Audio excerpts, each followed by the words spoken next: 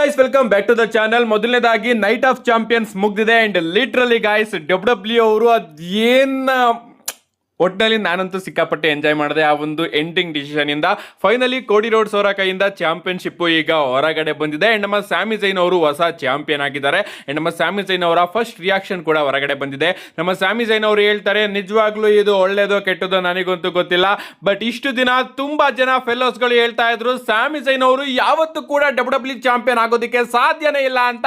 And ಇವತ್ತು ನಾನು ನನ್ನ ಜನಗಳ ಮುಂದೆ, ನನ್ನ ಮುಸ್ಲಿಂ ಇಸ್ಲಾಮಿಕ್ ಜನರ ಮುಂದೆ ನಾನು ನನ್ನ ಹೋಮ್ ಗ್ರೌಂಡ್ ಅಲ್ಲಿ ಚಾಂಪಿಯನ್ ಆಗಿದ್ದೀನಿ.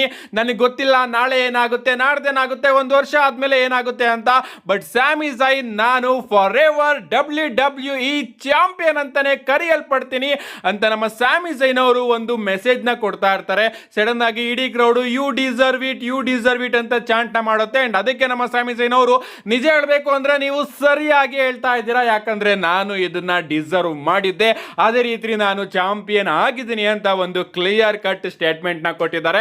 ನಿಜವಾಗ್ಲೂ ನನಗೂ ಕೂಡ ಖುಷಿ ಆಯ್ತು, ಯಾಕಂದ್ರೆ ನಮ್ಮ ಸ್ಯಾಮಿ ಝೈನ್ ಅವರು ತುಂಬಾನೇ ಡಿಸರ್ವಿಂಗ್ ಗುರು ಆ ಒಂದು ಚಾಂಪಿಯನ್ಶಿಪ್ ನ ಗೆಲ್ಲೋದಕ್ಕೆ. ಫೈನಲಿ WWE ಅವರು ಟ್ರಿಗರ್ ನ ಪುಲ್ ಮಾಡಿದ್ದಾರೆ ಅಂಡ್ ನಮ್ಮ ಸ್ಯಾಮಿ ಝೈನ್ ಅವರ ಕೈಗೆ ಚಾಂಪಿಯನ್ಶಿಪ್ ನ ಕೊಟ್ಟಿದ್ದಾರೆ. ಗೊತ್ತಿಲ್ಲ ಈ ಒಂದು ಚಾಂಪಿಯನ್ಶಿಪ್ ನಮ್ಮ ಸ್ಯಾಮಿ ಝೈನ್ ಅವರ ಕೈಯಲ್ಲಿ ಎಷ್ಟು ದಿನ ಎಷ್ಟು ತಿಂಗಳಿರುತ್ತೆ ಅಂತ, ಬಟ್ ಏನೇ ಆಗಲಿ ನಮ್ಮ ಸ್ಯಾಮಿ ಝೈನ್ ಅವರು ಒಂದು ಬಾರಿನಾದ್ರೂ ಆ ಒಂದು ಚಾಂಪಿಯನ್ಶಿಪ್ ನ ಇಟ್ಕೊಂಡ್ರಲ್ಲ, ಅಷ್ಟು ಸಾಕು. ನೋಡಬೇಕು ಮುಂದೆ ಕತೆ ಏನಾಗುತ್ತೆ ಅಂತ. ಅಂಡ್ ನಮ್ಮ ಟ್ರಿಪಲ್ ಎಚ್ ಹಾಗೆ ಸ್ಯಾಮಿ ಝೈನ್ ಅವರ ಫೋಟೋಸ್ ಕೂಡ ನೀವು ಇಲ್ಲಿ ನೋಡ್ತಾ ಇರಬಹುದು. ನಮ್ಮ ಟ್ರಿಪಲ್ ಎಚ್ ಅವರು ಸ್ಯಾಮಿ ಝೈನ್ ಅವರ ಜೊತೆನೂ ಕೂಡ ಫೋಟೋನ ಶೇರ್ ಮಾಡ್ಕೊಂಡಿದ್ದಾರೆ. ಅಂಡ್ ಈಗ ಇಂಟರ್ನೆಟ್ ಅಲ್ಲಿ ಫ್ಯಾನ್ಸ್ ಗಳು ಡಿಬೇಟ್ ಮಾಡ್ತಿರೋದೇನಪ್ಪಾ ಅಂದ್ರೆ, ಸದ್ಯಕ್ಕೆ ಕೋಡಿ ರೋಡ್ಸ್ ಅವರು ಚಾಂಪಿಯನ್ಶಿಪ್ ಪಿಕ್ಚರ್ ಇಂದ ಹೊರಗಡೆ ಇರಬೇಕು ಅಂತ, ಮತ್ತೊಮ್ಮೆ ಅವರು ಇಲ್ಲ ನನಗೆ ಚಾಂಪಿಯನ್ಶಿಪ್ ಬೇಕು ಅಂತ ಮತ್ತೊಮ್ಮೆ ಚಾಂಪಿಯನ್ಶಿಪ್ ಮೇಲೆ ಬಂದ್ರೆ ಕೋಡಿ ರೋಡ್ಸ್ ಅವರ ಕ್ಯಾರೆಕ್ಟರ್ ಗೆ ಅರ್ಥನೇ ಇರೋದಿಲ್ಲ. ಆ ವ್ಯಕ್ತಿ ಸಿಂಗಲ್ ಫ್ಯೂಡ್ ನ ಕೊಟ್ಟೇ ಇಲ್ಲ, ಬಂದಾಗಿಂದನೂ ಕೂಡ ಚಾಂಪಿಯನ್ಶಿಪ್ ಫ್ಯೂಡ್ ಒಳಗಡೆನೆ ಇದಾನೆ ಅಂತ ಎಲ್ಲರಿಗೂ ಕೂಡ ಫೀಲ್ ಆಗೋದಕ್ಕೆ ಶುರು ಆಗ್ಬಿಡುತ್ತೆ. ಅಂಡ್ ಅದಕ್ಕೋಸ್ಕರ ಕೋಡಿ ರೋಡ್ಸ್ ಅವರು ಚಾಂಪಿಯನ್ಶಿಪ್ ಪಿಕ್ಚರ್ ಇಂದ ಸ್ವಲ್ಪ ದಿನ ಹೊರಗಡೆ ಇರಬೇಕು ಅಂತ ಫ್ಯಾನ್ಸ್ ಗಳು ಇಂಟರ್ನೆಟ್ ಅಲ್ಲಿ ಮಾತಾಡ್ಕೋತಾ ಇದ್ದಾರೆ. ಇನ್ ಸ್ವಲ್ಪ ಜನ ಹೇಳ್ತಿರೋದೇನಪ್ಪಾ ಅಂದ್ರೆ, ಸಿಎಂ ಪಂಕ್ ಆಗಿ ಕೋಡಿ ರೋಡ್ಸ್ ಅವರ ಫ್ಯೂಡ್ ಏನಾದ್ರು WWE ಅವರು ಪ್ಲಾನ್ ಮಾಡಿದ್ರೆ ಆ ಒಂದು ಫ್ಯೂಡ್ ಗೆ ಚಾಂಪಿಯನ್ಶಿಪ್ ನ ಅಗತ್ಯಕತೆ ಇಲ್ಲ.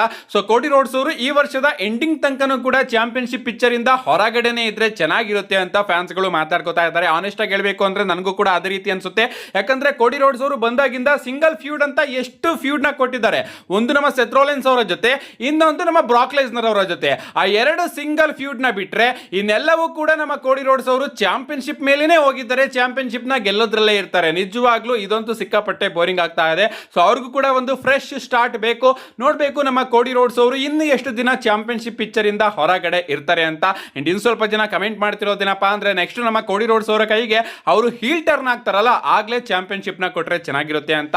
ನಿಮ್ಗೇನ್ ಅನ್ಸುತ್ತೆ ಗೈಸ್? ಕೋಡಿ ರೋಡ್ಸ್ ಅವರು ಇನ್ನೆಷ್ಟು ದಿನ ಆದ್ಮೇಲೆ ಚಾಂಪಿಯನ್ಶಿಪ್ ಪಿಕ್ಚರ್ ಅಲ್ಲಿ ನೋಡೋದಕ್ಕೆ ಸಿಗ್ತಾರೆ? ನಿಮ್ಮ ಅನಿಸಿಕೆನ ಕಮೆಂಟ್ ಮಾಡಿ. ನಮ್ಮ ನೆಕ್ಸ್ಟ್ ಫೈನಲ್ ಅಪ್ಡೇಟ್ ಕಡೆ ಬರೋದಾದ್ರೆ, ಇದಿರ್ತಕ್ಕಂಥದ್ದು ನಮ್ಮ ಸೆತ್ ಫ್ರೀಕಿನ್ ರಾಲಿನ್ಸ್ ಅವರ ಬಗ್ಗೆ. ನಿಮ್ಮೆಲ್ಲರಿಗೂ ಕೂಡ ಗೊತ್ತೇ ಇರಬಹುದು, ಸೆತ್ ರೋಲಿನ್ಸ್ ಅವರು ವಿಷನ್ ನ ಕಥೆನ ಕಂಪ್ಲೀಟ್ ಆಗಿ ನೈಟ್ ಆಫ್ ಚಾಂಪಿಯನ್ಸ್ ಅಲ್ಲಿ ಮುಗಿಸಿದ್ದಾರೆ. ಬ್ರಾನ್ ಬ್ರೇಕರ್ ಅವ್ರನ್ನ ನಮ್ಮ ಸೆತ್ ರೋಲಿನ್ಸ್ ಅವರು ಸೋಲಿಸಿದ್ದಾರೆ. ಇದಾದ್ಮೇಲೆ ನಮ್ಮ ಸೆತ್ ಫ್ರೀಕಿನ್ ರಾಲಿನ್ಸ್ ಅವರು ನೈಟ್ ಆಫ್ ಚಾಂಪಿಯನ್ಸ್ ನ ಪೋಸ್ಟ್ ಶೋ ಅಲ್ಲಿ ರೋಮನ್ ರೈನ್ಸ್ ಅವ್ರನ್ನ ಕಾಲ್ ಔಟ್ ಕೂಡ ಮಾಡ್ತಾರೆ. ಅವರಿಗೆ ತಿಳಿಸಲಾಗುತ್ತೆ, ನೀವು ವಿಷನ್ ಕಥೆನ ಎಂಡ್ ಮಾಡಿದ್ರಿ, ನೆಕ್ಸ್ಟ್ ನೀವು ಏನ್ ಮಾಡ್ತೀರಾ ಅಂತ ಕೇಳಿದಾಗ ನಮ್ಮ ಸೆತ್ ರೋಲಿನ್ಸ್ ಅವರು ಹೇಳ್ತಾರೆ, ನಾನು ವಿಷನ್ ಕಥೆನ ಎಂಡ್ ಮಾಡಿದ್ನೋ ಇಲ್ವೋ ನನಗಂತೂ ಗೊತ್ತಿಲ್ಲ, ಬಟ್ ಅವ್ರನ್ನ ಒಂಚೂರು ಕಷ್ಟದಲ್ಲಂತೂ ಖಂಡಿತವಾಗ್ಲೂ ಕೂಡ ಹಾಕಿದ್ದೀನಿ.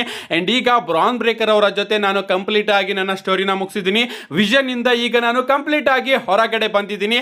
ಅಂಡ್ ನಾನು ಇಂಜುರಿಯಿಂದ ರಿಟರ್ನ್ ಆದಾಗ ಎರಡು ಪ್ರಾಮಿಸ್ ನ ಮಾಡಿದ್ದೆ. ಒಂದು ವಿಷನ್ ಕಥೆನ ಮುಗಿಸ್ಬೇಕು, ಇನ್ನೊಂದು ವರ್ಲ್ಡ್ ಚಾಂಪಿಯನ್ಶಿಪ್ ನ ಮತ್ತೊಮ್ಮೆ ಗೆದ್ಕೋಬೇಕು.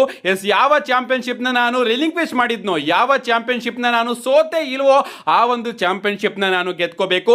ಅಂಡ್ ಈಗ ರೋಮನ್ ರೈನ್ಸ್ ಅವರು ಚಾಂಪಿಯನ್ ಆಗಿದ್ದಾರೆ, ಅದೇ ನನ್ನ ಮುಂದಿನ ಗುರಿ ಇದೆ. ಬಟ್ ಈಗ ರೋಮನ್ ರೈನ್ಸ್ ಹಾಗೆ ನನ್ನ ಮುಂದೆ ಒಬ್ಬ ಜಾಯಂಟ್ ಬಂದು ನಿಂತ್ಕೊಂಡಿದ್ದಾನೆ. ನಾನಿಲ್ಲಿ ಒಬಾಫೆಮಿ ಬಗ್ಗೆ ಮಾತಾಡ್ತಾ ಇದ್ದೀನಿ. ಈಗ ಒಬಾಫೆಮಿ ಅವರ ಡಿಸಿಷನ್ ಏನು ಅನ್ನೋದಕ್ಕೋಸ್ಕರ ನಾನು ವೆಯ್ಟ್ ಮಾಡಬೇಕು. ಅದಕ್ಕೋಸ್ಕರ ನನ್ನ ನೆಕ್ಸ್ಟ್ ನಿರ್ಧಾರ ವೆಯ್ಟ್ ಮಾಡೋದು. ಒಬಾಫೆಮಿ ಅವರು ತನ್ನ ಡಿಸಿಷನ್ ನ ತಗೊಂಡ್ ಆದ್ಮೇಲೆ ನಾನು ಏನ್ ಮಾಡಬೇಕು ಅಂತ ತಿಳಿಸ್ಕೊಡ್ತೀನಿ. ಒಬಾಫೆಮಿ ಅವರು ಏನಾದ್ರೂ WWE ಚಾಂಪಿಯನ್ಶಿಪ್ ಮೇಲೆ ಹೋದ್ರೆ ನಾನು ರೋಮನ್ ರೈನ್ಸ್ ಅವರ ಮೇಲೆ ನನ್ನ ಗುರಿನ ಇಟ್ಕೋತೀನಿ. ಒಬಾಫೆಮಿ ಅವರು ಏನಾದ್ರೂ ರೋಮನ್ ರೈನ್ಸ್ ಅವರ ಮೇಲೆ ಹೋದ್ರೆ ಸ್ವಲ್ಪ ಟೈಮು ನಾನು ವೆಯ್ಟ್ ಮಾಡಬೇಕಾಗುತ್ತೆ ಅಂತ ನಮ್ಮ ಸೆತ್ ಫ್ರೀಕಿನ್ ರಾಲಿನ್ಸ್ ಅವರು ಅಫಿಷಿಯಲ್ ಆಗಿ ಕ್ಲಾರಿಟಿನ ಕೊಟ್ಟಿದ್ದಾರೆ. ಇನ್ನು ನಾವು ಮಂಡೇ ನೈಟ್ ರೋ ತನಕ ವೆಯ್ಟ್ ಮಾಡಲೇಬೇಕು. ಮಂಡೇ ನೈಟ್ ರೋಲಿ ನಮ್ಮ ಒಬಾಫೆಮಿ ಅವರು ಯಾರನ್ನ ಚೂಸ್ ಮಾಡ್ತಾರೆ ಅಂತ. ನಿಮ್ಗೇನ್ ಅನ್ಸುತ್ತೆ ಗೈಸ್? ಒಬಾಫೆಮಿ ಅವರು ಸ್ಯಾಮಿ ಝೈನ್ ನ ಚೂಸ್ ಮಾಡ್ತಾರೋ ಅಥವಾ ಟ್ರೈಬಲ್ ಚೀಫ್ ರೋಮನ್ ರೈನ್ಸ್ ನ ಚೂಸ್ ಮಾಡ್ತಾರೋ? ನಿಮ್ಮ ಅನಿಸಿಕೆನ ಕಮೆಂಟ್ ಮಾಡಿ ಅಂತ ಹೇಳ್ತಾ, see you guys in my next video.